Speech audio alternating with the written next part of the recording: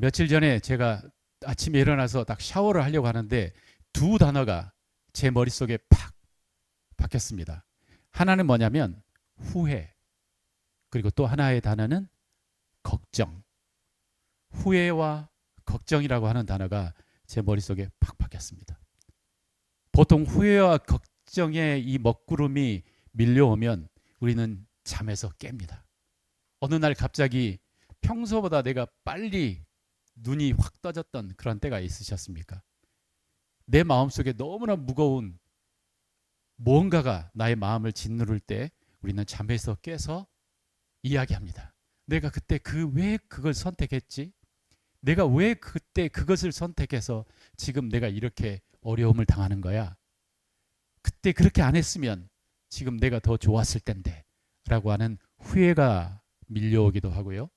또 어떤 때는 내 앞으로 있는 걱정들, 우리 아이가 지금 이제 몇 학년인데 그 아이는 어떻게 잘 살 수 있을까? 아니면 나의 삶은, 나의 노년의 삶은 어떨까? 우리의 삶은 어떨까라고 하는 수많은 미래에 대한 걱정들이 슉 몰려옵니다. 누군가 그랬습니다. 오늘 지금 현재만 달랑 떨어져 있는 게 아니다. 현재는 과거와 연결이 되어 있고 미래와도 연결이 되어 있다. 우리 이 세상을 살아가면서 어느 누구도 후회와 걱정으로부터 자유로운 사람은 없을 것입니다. 보통은 후회와 걱정이 밀려오면 그것이 너무 무겁고 마음에 무겁고 힘들어서 무너지거나 좌절하거나 아니면 어떤 때는 회피하거나 그러한 결정과 그러한 행동을 합니다. 그러면서 그때 우리는 이럴 때 어떻게 해야 되지? 어떻게 하는 게 지혜로운 선택일까? 어떻게 해야 지금 오늘을 잘 살 수 있을까? 라고 하면서 생각을 하게 합니다. 그러면서 오늘 자주 우리가 소환하는 한 사람, 바로 창세기의 요셉이라고 하는 사람을 다시 한번 소환하면서 그의 삶을 들여다보며 그에게는 어떤 후회와 그 다음에 어떤 걱정이 있었을까? 그리고 그는 어떤 선택을 했을까? 어떤 선택을 했길래 그의 삶은 하나님께서 그렇게 축복하시며 큰 은혜를 받은 삶을 살 수 있었나를 함께 생각해 보려고 합니다. 지금 우리는 엄청난 많은 위기 상황에 노출되어 있습니다. 들어보니까 이집트, 중동에는 최근에 날씨가 너무 더워졌다고 하는 이야기가 들립니다. 여러분도 들으셨죠? 이집트의 기온이 45도, 50도를 찍었답니다. 그러니까 이 상태로 밖으로 나가면 정말 금방 익사하는 거죠. 익사하는 게 아니죠. 금방 더워서 죽는 거죠. 신발을 신지 않으면 발이 화상을 입을 정도로 뜨거운 거죠. 이러한 상태, 그러면서 국제기후대책위원회에서는 우리가 염려했던 일들이 점점 다가오고 있다라고 이야기하고 있습니다. 그 외에 경제 문제는 어떤가요? 정치 문제는 어떤가요? 또 내 미래에 대한 불확실성, 이런 것들에 우리는 노출되며 우리는 후회와 그 다음에 걱정 속에 빠져 들어갈 수밖에 없습니다. 그래서 오늘 여러분들과 함께 제가 말씀드리려고 하는 이 설교의 주제는 이렇습니다. 후회와 걱정 대신에 감사함으로 지금 뭔가 하자. 지금 행동을 하자 이 말이죠. 후회와 걱정 대신에 지금 감사함으로 뭔가 한 가지의 행동을 하자. 이게 오늘 주제이고 핵심입니다. 자, 어떻게 그렇게 할 수 있을까? 그러면서 이제 요셉의 이야기를 생각하며 우리가 같이 이 말씀을 나눠보도록 하겠습니다. 우리 창세기 39장 1절부터 6절 말씀 우리 김하나 자매가 잘 읽어주셨는데요. 자, 우리 요셉의 이야기를, 요셉이라고 하는 사람을 한번 생각해 보겠습니다. 요셉은 충분히 그의 삶이 좌절될 수 있는, 무너질 수 있는 모든 환경의 조건들을 충족을 했습니다. 우리가 한번 생각을 해보겠습니다. 보통 사람이 살아갈 때에 이 세 가지가 가장 중요하다고 이야기합니다. 내면의 건강을 지킬 이 세 가지가 뭐냐면 성경에서 이야기하고 있는 믿음과 소망과 사랑이에요. 누군가 믿는 연결점이 있어야 돼요. 나는 이 사람을 신뢰해. 나는 정말 믿을 수 있어. 라고 하는 믿음이 필요해요. 그리고 소망이 필요해요. 나는 앞으로 나에게 꿈이 이거야. 내게 달려갈 길이 이거야. 라고 하는 소망이 필요해요. 그리고 마음에 사랑이 필요해요. 이래야만 우리의 내면은, 인간의 내면은 건강해져요. 건강하게 자랄 수 있어요. 그런데 이 요셉의 이야기는 전혀 반대로 움직입니다. 요셉은 우리가 아는 것처럼 야곱이라고 하는 굉장한 부자, 갑부예요. 수천 마리의 양과 그 다음에 가축을 거느리고 있고, 그리고 그 밑에 12명의 짱짱한 아들들이 지키고 있고, 그리고 어마어마하게 많은 노비와 식솔들을 거느리고 있는 당대의 굉장한 부자였습니다. 그리고 그 아들들 중에 가장 사랑받는 아들이 바로 요셉이었습니다. 그런데 그 요셉이 우리가 아는 스토리처럼 어떻게 됐습니까? 바로 우리 한번 요셉의 이야기를 이해하기 위해서 창세기 37장 2장 앞으로 가서 12절부터 17절까지를 한번 읽어보도록 하겠습니다. 창세기 37장 12절부터 그의 형들이 세겜에 가서 아버지의 양떼를 칠 때에 이스라엘이 요셉에게 이르되, 여기서 이스라엘은 야곱, 아버지 야곱을 이야기합니다. 야곱이 요셉에게 이르되 네 형들이 세겜에서 양을 치지 아니하느냐? 너를 그들에게 보내니라. 요셉이 아버지에게 대답하되 내가 그리하겠나이다.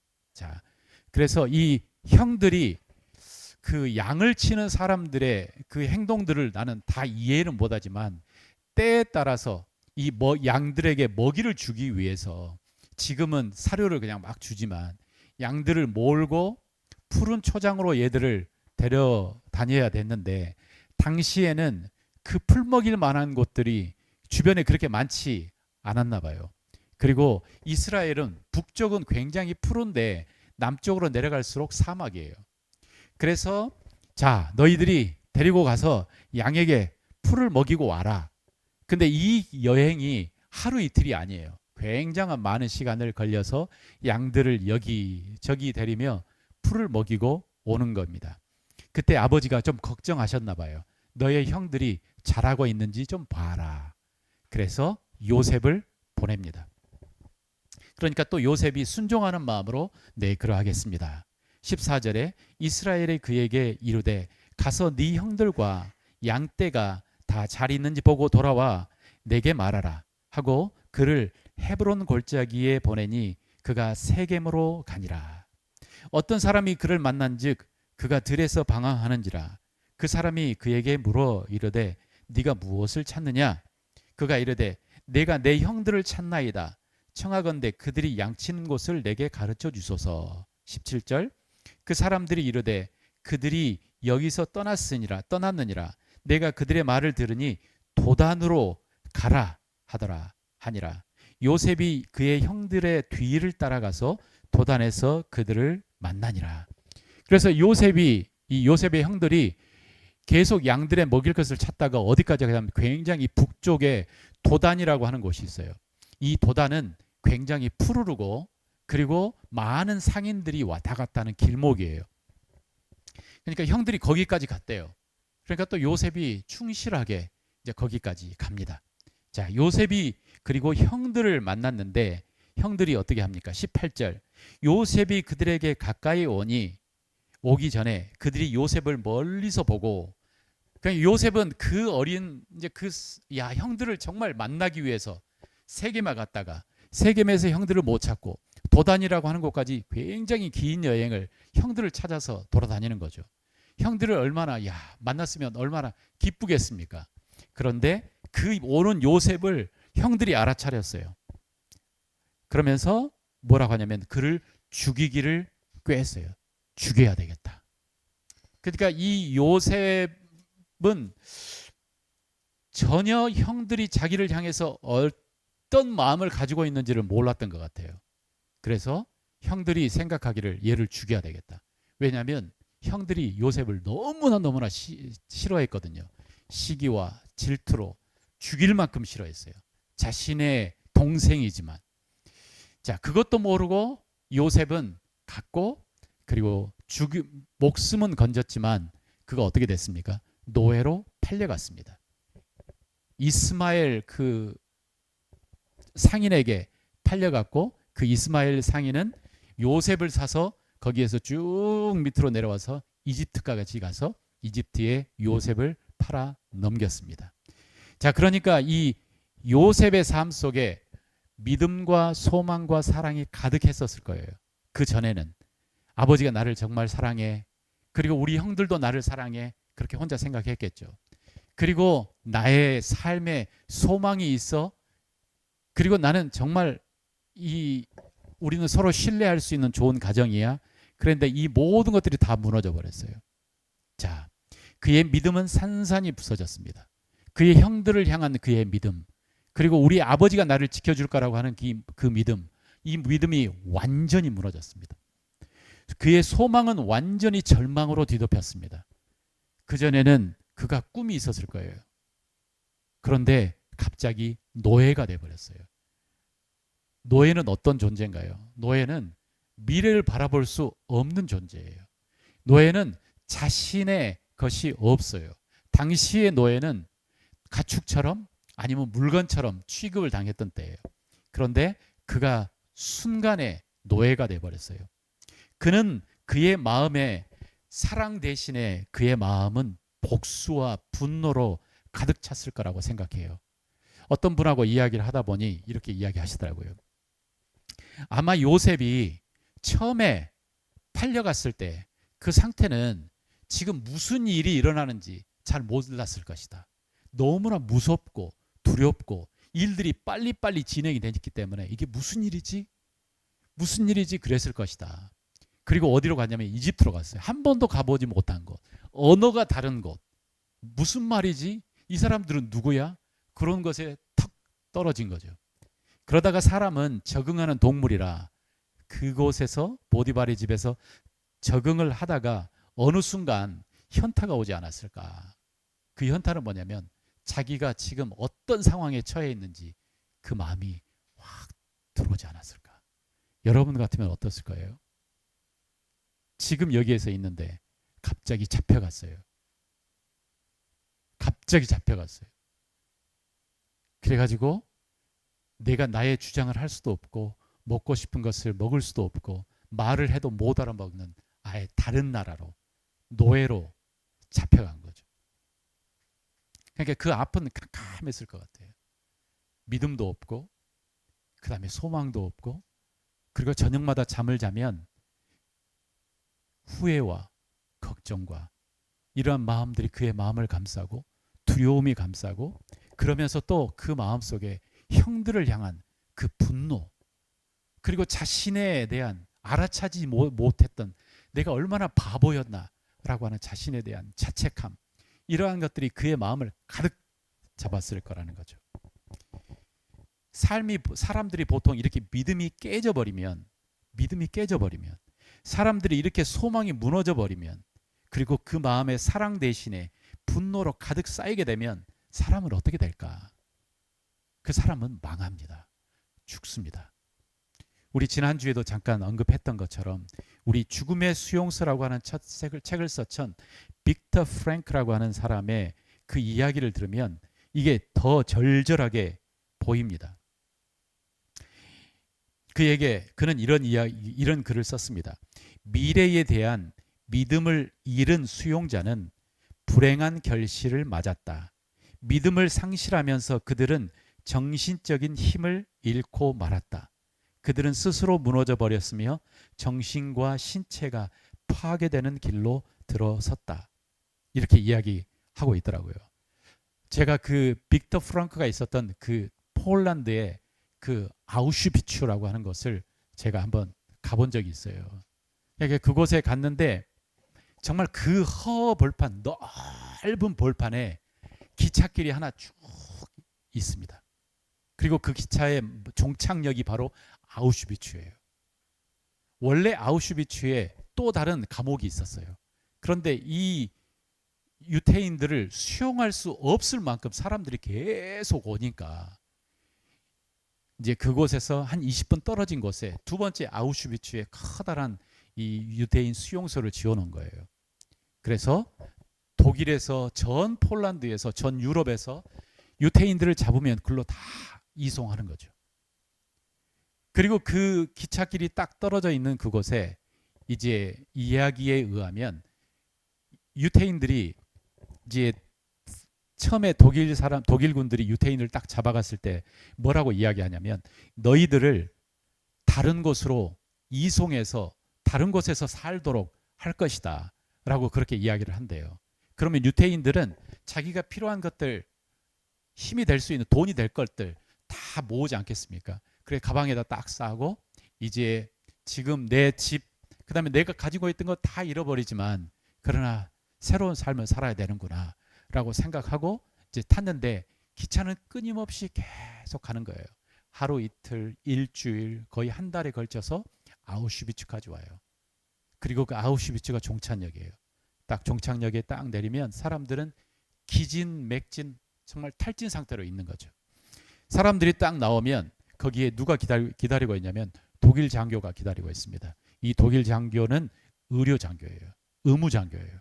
의무 장교가 딱 보고 있으면서 사람을 오른쪽과 왼쪽으로 가릅니다.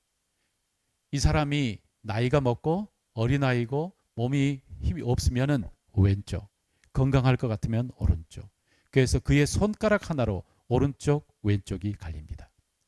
왼쪽으로 갔던 이 모든 사람들은 그 사람들에게 여성 장교들이 옵니다. 그러면서 뭐라고 하냐면 자 이제 샤워하고 그 다음에 차 한잔 하러 가시죠. 이렇게 인도한답니다.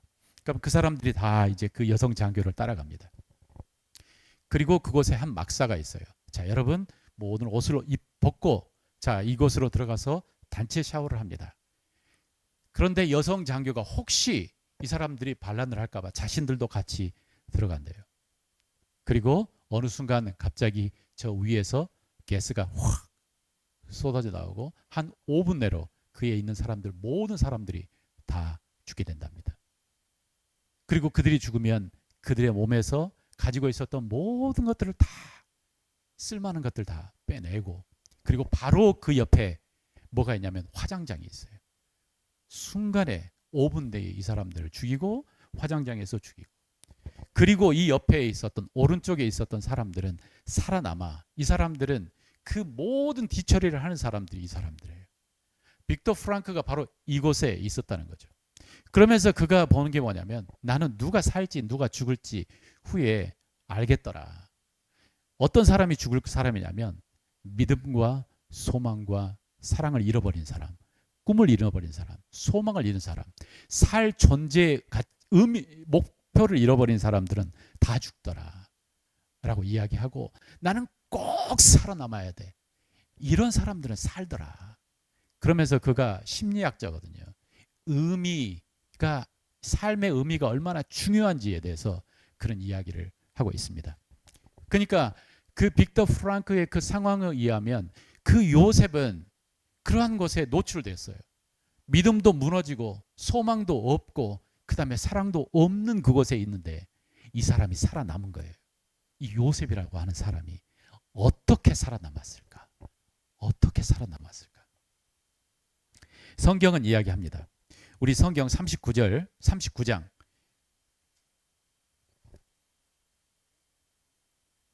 본문 2절에 이렇게 이야기합니다. 39장 2절 여호와께서 요셉과 함께 하심으로 그가 형통한 자가 되어 그의 주인 애굽 사람의 집에 있으니 그의 주인이 여호와께서 그와 함께 하심을 보며 또 여호와께서 그의 범사에 형통하게 하심을 보았더라 라고 이야기를 하고 있습니다. 무엇이 요셉을 지켰나? 이건 저는 너무나 당연하다고 생각했는데 한 번만 더 묵상을 하니까 이게 당연하지 않더라고요. 요셉을 지킨 그 힘이 뭐냐면 믿음이에요. 믿음.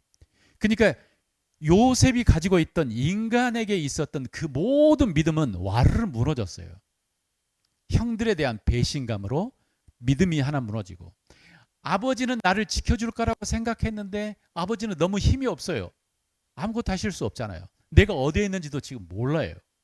아버지에 대한 믿음도 무너지고 다 무너졌지만, 그러나 요셉의 마음속 한복판에 뭔가가 팍 박혀 있었는데, 그게 뭐냐면 하나님은 계신다, 하나님은 나를 지키신다 라고 하는 이 믿음이 놀랍게도 그 청소년의 마음에 확실히 들어차 있었다는 거죠. 하나님을 믿는다라고 하는 그 믿음의 그 안에는 뭐냐면 이런 의미가 담겨 있을 것 같아요. God will make sense in my life. 이 말은 뭐냐면 하나님이 결국 내 삶의 의미를 알게 하실 것이다. 내가 이렇게 지금 노예 상태가 됐는데 이렇게 끝나버리지 않게 하나님께서 하실 거야. 무슨 일인지 하시겠지만, 그러나 하나님은 내가 왜 이렇게 됐는지, 그리고 하나님은 어떤 뜻을 가지고 있는지, 하나님은 내 삶의 의미를, 존재 목적을 하나님께서는 알게 하실 거야. 두 번째, 하나님은 God will justify me. 하나님께서는 내게 공의를 베푸실 것이다. 내가 죄가 없음을, 내가 정당함을 하나님은 분명히 밝혀주실 거야. 그리고 하나님은 God will deliver me. 하나님은 나를 구원해 주실 거야. 하나님은 나를 풍성하게 하실 거야 라고 하는 어떤 약간 믿음이 있었던 거예요. 그런데 우리가 보통 믿습니까? 여러분들은 하나님이 여러분과 함께 계시는 것을 믿습니까? 진짜 하나님이 여러분을 인도하실 하나님이신 것을 믿습니까? 근데 이게 언제, 늘 우리는 이게 시험을 받아요. 시험을 받아요. 요셉도 그 전에 아버지 이스라엘로부터, 아버지 야곱으로부터 하나님에 대해서 계속 들었지 않겠습니까? 그런데 이 상황에 엄청난 시험을 받았을 거예요. 그렇지만 이 마음에 시험을 받아도 그 마음에 분명히 하나님이 함께 하신 것이 탁 박히고 있었다는 거죠. 그리고 내가 진짜 하나님이 계신다, 하나님이 진짜 나를 지켜주신다, 하나님이 내 인생을 이대로 끝나게 하시지 않을 거라고 하는, 이것은 생명줄이에요. 이건 생명줄이에요. 여기 빅터 프랭크의 이야기를 들어봐도 그냥 이게 엄청나게 바람이 불고 사탄은 정말 가능하면 이걸 뽑아버리려고 할 텐데, 그래서 이거 우리는 어떻게 해야 되냐면 어떻게라도 이것을 붙잡고 있어야 되는 거예요. 하나님이 계시다. 따라서 해보겠습니다. 하나님이 계시다. 하나님이 나를 지키신다. 하나님이 나를 인도하신다. 이 마음을 지키고 있는 게 죽느냐 사느냐의 문제라고 빅터 프랭클은 이야기하고 있어요. 죽느냐 사느냐의 문제래요. 이게 그냥 단순한 문제가 아니에요. 죽느냐 사느냐의 문제예요. 우리 눈에는 안 보이지만 이게 심리적인 것인데, 이게 뽑혀버리면 하나님도 없어, 아무도 나를 지켜줄 사람이 없어. 그러면 우리는 굉장히 빠른 시간에 믿음을 상실하고 소망을 상실하고 우리의 마음은 무너져요.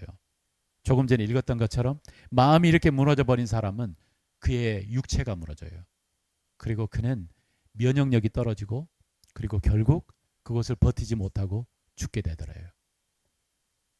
우리가 살려고 하면 뭘 해야 되냐면, 어떤 상황이 돼도 우리의 마음에서 뽑히지 않아야 될 것은 뭐냐면 하나님이 우리를 지키신다라고 하는 이거죠.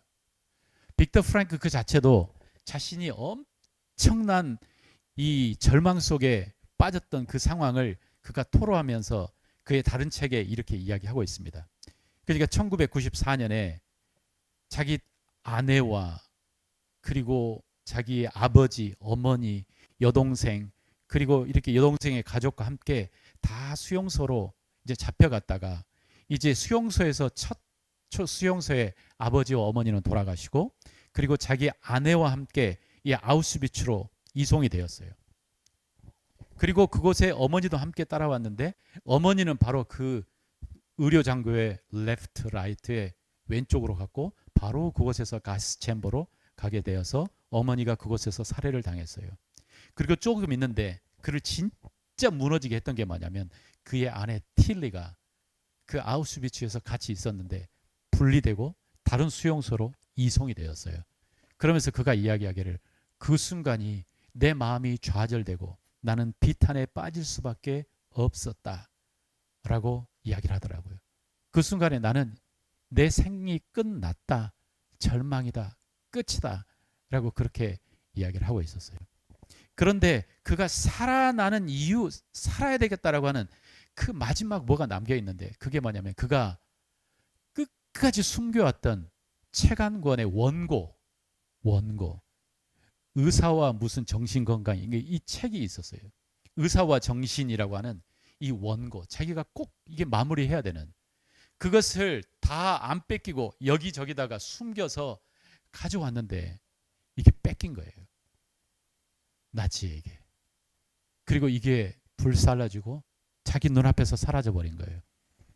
그러면서 이 빅터 프랑크가 이야기합니다. 나는 아우슈비츠 수용소에 끌려가 출판 준비를 마친 원고를 빼앗겼다. 나는 그 원고를 반드시 다시 쓰겠다고 굳게 결심했다. 그 원고를 새롭게 쓰고자 하는 간절한 열망 덕분에 나는 강저 수용소에서 모진 고초를 겪으면서도 살아남을 수 있었다. 살아야 할 이유가 있는 모든 사람은 모든 어려움을 어떻게 해서든지 거의 견뎌낸다. 그것이 없으면 삶이 무너진다. 라고 이렇게 쓰고 있습니다. 그러니까 살아야 할 뭔가 이게 머릿속에 그냥 운명적으로 팍 박힌 거에 뭐냐면 나는 이 원고를 써야 되겠다. 이 원고를 써야 되겠다.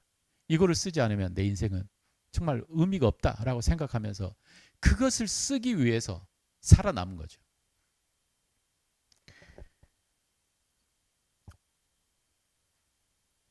요셉에게 있었던 그 믿음, 그리고 빅터 프랭크에게 있었던 그 믿음에는 이게 닮은 것이 있습니다. 우리가 배울 수 있는 것은 뭐냐면 하나님이 나와 함께 하시고 하나님이 나를 지키시고 하나님이 나를 붙드신다고 하는 바로 그 하나님을 향한 찰싹 달라붙어 있는 그 믿음이 우리에게 있을 때에 우리는 그 안에서 나의 꿈과 그리고 나의 희미하지만 뭔가 인생의 방향을 우리는 보게 합니다. 그러면서 빅터 프랭크와 그의 책에 이런 성경 글이 써져 있습니다. 믿음이란 원래 미래와 연결되어 있다. 이렇게 이야기해요. 믿음은 미래와 연결되어 있다. 그러면서 우리 성경에 히브리서에서 뭐라고 이야기하냐면 믿음은 바라는 것들의 실상이요 보지 못하는 것들의 증거다. 라고 이렇게 이야기해요. 이렇게 믿음이란 미래와 연결되어 있는 거예요. 그래서 내가 지금 믿음을 딱 갖고 있는다는 것은 지금 내 눈에는 절망이지만 그러나 하나님은 나와 함께 하시기 때문에 나의 인생을 밝은 곳으로 인도하실 거야. 나의 인생에 의미를 주실 거야 라고 하는 이 연결점이 있는 게 바로 그것이 믿음이래요. 그리고 믿음이 있으면 또 함께 소망이 따라와요. 그래서 내가 살아야 될 의미가 있지. 그래서 성경은 히브리에서 있어 이렇게 믿음이 없이는 하나님을 기쁘시게 못한다. 믿음은 바라는 것들의 실상이다. 보지 못하는 것들의 증거다. 믿음을 가져라. 하나님을 향한 믿음을 가져라. 하나님이 너와 함께 하신다. 하나님이 너와 함께 하신다. 하나님이 너와 함께 하신다. 하나님이 우리와 함께 하십니다. 하나님이 여러분들을 사랑하십니다. 그리고 여러분들의 일생을 통해 하나님은 위대한 일을 하실 것입니다. 이 마음을 우리가 굳게 붙잡고 있어야 됩니다. 결론을 내리도록 하겠습니다. 우리가 이 세상을 살아가면서 우리는 과거의 그 끈으로부터 우리는 해방될 필요가 있습니다. 그 후회의 끈. 왜 그때 그랬을까? 내가 왜 그때 그런 행동을 했을까? 내가 왜 그때 그의 형들의 그 사인들을 내가 알아차리지 못했을까? 이런 수많은 것들을 우리는 끊어내야 돼요. 그리고 미래를 향한 우리의 걱정과 근심을 끊어내야 돼요. 그러나 어느 누구가 이 세상을 살아가면서 완전하게 후회와 걱정에서 자유로울 수가 있겠습니까? 우리는 끊임없이 끊임없이 후회도 하고 걱정도 하면서 이 세상을 살아갈 거예요. 그렇지만 문제는 그 후회와 걱정에 빠져버리면 안 돼요. 후회와 걱정에 빠지면 어떤 일이 생겨나냐면 바로 지금 아무것도 못하게 돼요. 바로 지금 아무것도 못하게 돼요. 내 마음속에 엄청난 분노와 그리고 내일을 향한 엄청난 근심과 걱정이 있어도 그것에 빠져버리면 안 돼요. 그것에 빠지면 지금 아무것도 못해요. 이러한 사이클이 있어요. 후회와 걱정의 사이클인데 후회와 걱정이 막 밀려오잖아요. 그러면 내가 지금 해야 할 일을 막 뒤로 미룹니다. 왜냐하면 직면하기 싫으니까.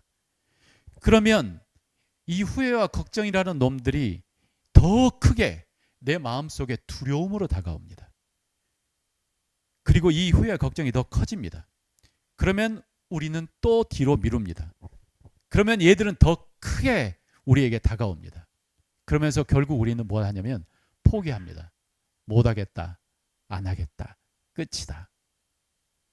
그래서 우리는 뭘 해야 되냐면 내 마음속에 다가오는 후회와 걱정이 있음에도 불구하고 거기에 빠지지 않고 지금 무언가 한 가지 하면은 거기에서 빠져나올 힘을 얻게 돼요. 지금 무언가 한 가지 하는 거예요.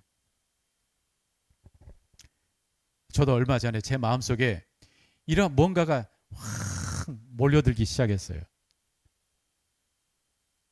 그래서 아침에 4시인가 물론 모닝 브레드 하기 때문에 뭐 그 시간에 되면 이제 점점 깨어나긴 하지만 갑자기 확 깨어난 거예요. 머리가 말짱해진 거예요. 그런데 마음은 엄청 무거운 거예요. 그래가지고 와 힘들다. 끝이다. 못하겠다. 라고 하는 생각들이 확 몰려왔어요. 근데 살짝 생각을 해보니까 왜 그렇지? 제가 그전에 좀 몸을 좀 혹사시켰던 게 있어서 몸도 피곤하고 그래서 이게 함께 제게 싹 몰려왔던 것 같아요. 그때 제가 뭘 했는 줄 아세요? 일어나서 주방에 가서 설거지를 했습니다.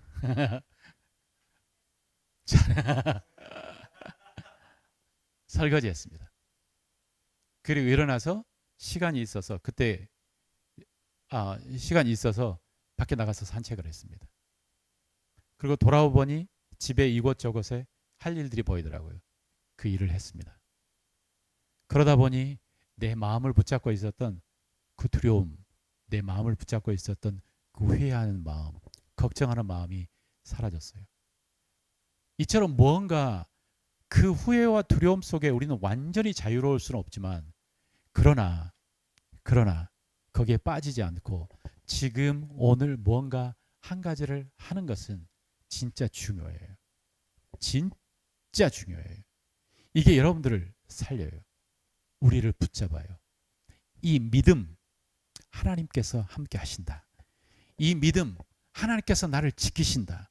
하나님이 나를 보호하신다. 하나님은 나의 아버지시다. 라고 하는 이 믿음은 그냥 여기서 우리가 사용하는 미사여구가 아니에요.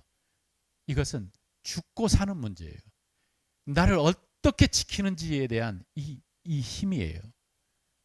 여러분 이걸 놓쳐버리시면 안 돼요. 확실하게 붙잡고 그리고 지금 이 시간을 살아야 돼요. 그러면 무언가 지금 내가 하는 뭔가 건설적인 한 가지는 나의 미래에 영향을 끼치게 될 거예요. 지금 내가 하는 무언가 이 한 가지는 나의 미래에 영향을 끼치게 될 거예요. 그래서 옛부터 많은 믿음의 선배들이 이야기를 했습니다. 지금은 선물이다. 지금은 선물이다. 그래서 영어의 지금이 뭔가요? present. 이 present라고 하는 또 다른 뜻은 뭐냐면 선물이라고 하는 뜻이잖아요. 그죠? 그래서 지금은 선물이에요. 자, 우리 여기가 함께 모여 있는데 여러분들을 한번 주변을 살짝 보시겠어요? 내 옆에 있는 사람이 선물이에요. 선물이에요. 지금 내가 여기에 있는 이게 선물이에요. 여러분들이 저의 선물입니다. 그래서 내게 주신 그 선물을 사랑하고 감사하고 그리고 오늘 내가 할 뭔가 한 가지 일을 해 나가다 보면 여러분 내일이 변하게 될 겁니다. 내일이 바뀌게 될 겁니다. 우리 같이 한번 기도하도록 하겠습니다.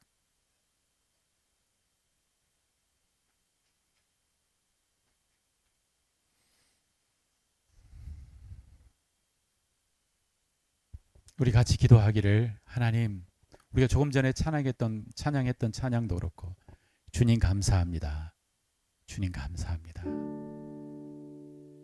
오늘이 지금 이 시간 이 순간이 하나님께서 내게 주신 선물입니다. 감사합니다. 감사합니다. 감사합니다. 하나님 우리의 가족을 주셔서 감사합니다. 아직 하나님 호흡할 수 있고 하나님 아직 건강한 몸을 주셔서 감사합니다. 하나님 내 자녀를 허락하여 주셔서 감사합니다. 내 사랑하는 남편과 내 사랑하는 아내를 주셔서 감사합니다. 복음을 알게 해주셔서 감사합니다. 하나님을 알게 해주셔서 감사합니다. 할렐루야. 감사합니다. 감사합니다. 우리 같이 해볼까요? 아버지 하나님 감사합니다. 아버지 하나님 감사합니다. 우리 가슴에 손을 대고 아버지 하나님 감사합니다. 아버지 하나님 감사합니다. 아버지 하나님 감사합니다. 아버지 하나님 나와 함께 해주셔서 감사합니다. 아버지 하나님 내 영혼의 목자가 되어주셔서 감사합니다. 아버지 하나님이 전지전능하신 분이어서 감사합니다. 아버지 하나님이 내 인생의 목자가 되어주셔서 감사합니다. 찬양합니다. 경배합니다. 아버지 하나님 주님께 간구하고 주님께 기도하는 주의 백성들을 축복하여 주십시오. 주님의 백성들을 축복하여 주시고 이들이 후회가 몰려올 때 하나님 근심과 걱정이 몰려올 때 그곳에 빠지지 않도록 하여 주시고 그곳에서 벌떡 일어나 하나님께 감사하며 하나님께 찬양하며 무언가 건설적인 일들을 향하는 행동하는 주님의 백성들이 되게 하여 주시옵소서. 아버지 하나님 우리가 이 세상을 살아가며 근심과 걱정과 후회에서 완전히 자유로울 수는 없겠지만 하나님 거기에 얽매이지 않도록 도와주십시오. 그것에 빠지지 않도록 도와주십시오. 함께 하신 하나님을 붙들 수 있도록 도와주십시오. 주님 찬양합니다. 주님 경배합니다. 주님 감사해요. 주님 감사해요. 주님 감사해요. 주님 감사해. 내가 여기까지 은혜입니다. 은혜입니다. 주님 감사해요. 주님 감사해요. 나를 사랑하신 주 사랑 다시 한번 주님 감사합니다. 주님 감사해요. 주님 감사해요. 내가 여기까지 온 것도 은혜입니다. 주님 감사해요. 주님 감사해요. 나를 사랑하신 그 사랑 감사합니다. 그래서 하나님께서 우리 사도 바울이 우리에게 그렇게 가르쳤나 봅니다. 이것이 하나님의 뜻이다. 항상 기뻐하고 쉬지 말고 기도하고 범사에 감사하라. 왜냐하면 God is with you. 하나님께서 여러분과 나와 함께 하신다. He is Emmanuel. 그는 우리와 함께 하시는 하나님이시다. 그래서 항상 기뻐하고 쉬지 말고 기도하고 범사에 감사하라. 지금 너에게 있는 이 시간이 선물이다. 감사합니다. 주님 찬양합니다. 아멘. 아멘. 우리 같이 찬양